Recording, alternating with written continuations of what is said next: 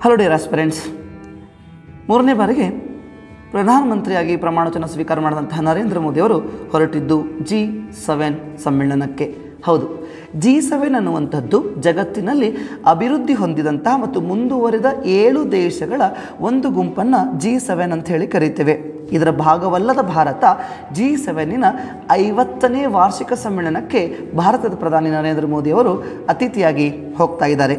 ಹಾಗಿದ್ರೆ G7 ಅನ್ನುವಂಥದ್ದು 7 ದೇಶಗಳ ಒಂದು ಗುಂಪು.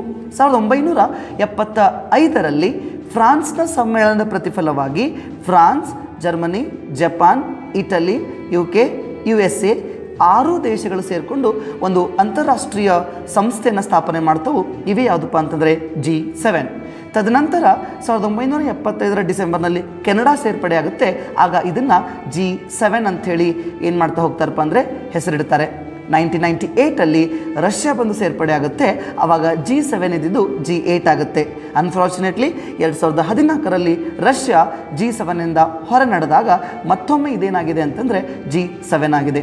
ಹಾಗಾಗಿ ಈ G7ನ 50ನೇ ವಾರ್ಷಿಕ ಸಮ್ಮೇಳನಕ್ಕೆ ನಮ್ಮ ಭಾರತದ ಪ್ರಧಾನಮಂತ್ರಿ ನರೇಂದ್ರ ಮೋದಿಗಳು ಭಾಗವಹಿಸ್ತಿದ್ದಾರೆ. ಇದರಿಂದ ಭಾರತದ ಅಂತಾರಾಷ್ಟ್ರೀಯ ಸಂಬಂಧಗಳು ಮತ್ತು ಸದಸ್ಯ ರಾಷ್ಟ್ರಗಳ ಅಂತಾರಾಷ್ಟ್ರೀಯ ವ್ಯಾಪಾರ ವಹಿವಾಟಿಗೆ ಸಂಬಂಧಪಟ್ಟಂಗೆ ಚರ್ಚೆ ಆಗ್ಬೋದು ಅನ್ನುವಂಥ ನಿರೀಕ್ಷೆಗಳನ್ನು ನಾವು ಮಾಡ್ತಾ ಇದ್ದೇವೆ. ಓಕೆ, ಈ ರೀತಿಯಾದಂತಹ ಇಂಟ್ರೆಸ್ಟಿಂಗ್ ಫ್ಯಾಕ್ಟ್ಸ್ಗಳಿಗಾಗಿ ನಮ್ಮ ಪೇಜನ್ನು ಫಾಲೋ ಮಾಡಿ.